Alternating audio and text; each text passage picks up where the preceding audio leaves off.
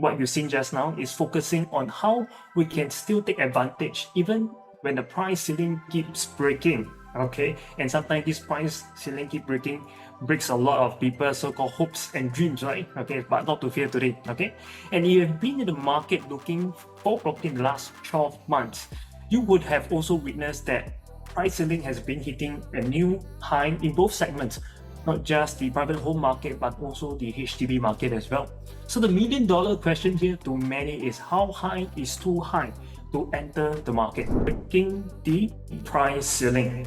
So new homes versus resale price market issue. Many of them felt that they already priced out. How about you? Do you feel so? Okay. In fact, this is a market outlook that we done in the last educational masterclass that we touched a lot about how rent will slow down, and this would actually means that capital appreciation is the way to profit for the longer term, not just when the market is at this height right now. Okay, economy will slow down, mortgage rates will still increase. New homes gives you the better leverage in this underlying so-called opportunity. Construction costs will increase, which means property prices will still rise.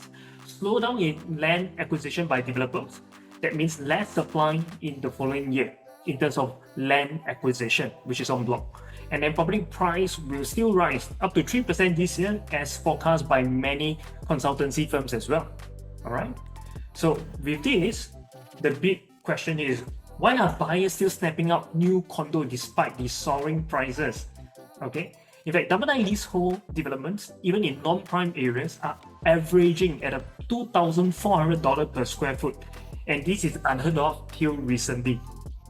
So, as echoed by Straits Times as well, prices of new condo launches hit all-time high in 2023. So we also face another problem, which is the high rental problem today. All right, especially so if you want to buy new homes and you want to upgrade while renting, that is not going to be the strategy because of the high rental environment. So with that, we see doomsday as echoed by BBC News.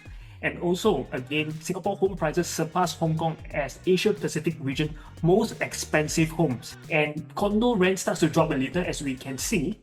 But HDB rent actually went up for the consecutive 35th month, and fewer units were up for rental. So interest rate today as well, which is also the bugging issue that we see. In fact, by Mortgage Master, they mentioned that 3-month SORA to remain high, possibly hitting 4% by end of this year. We have 2 more baby hikes that will be happening till the end of the year.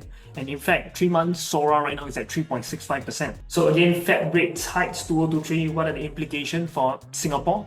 First thing, we will see more expensive home or even personal loan and credit card bills if you have this kind of facilities.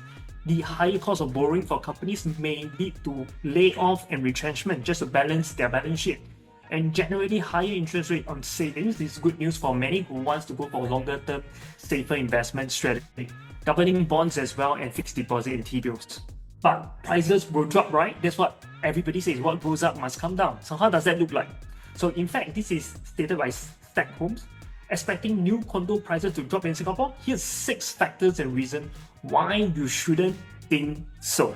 Okay, so first thing, it's the rising land costs, okay, accompanied by high construction costs. Thirdly, we also have the land betterment charges as well, which is part of the harmonization initiative by the governing agencies, and we see the prices to go up as high as 12.9% for non-landed residential homes.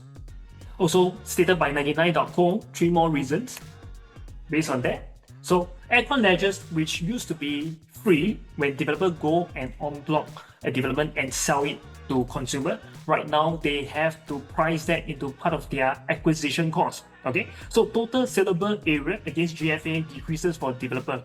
They will need to now find new ways to improve profit margins.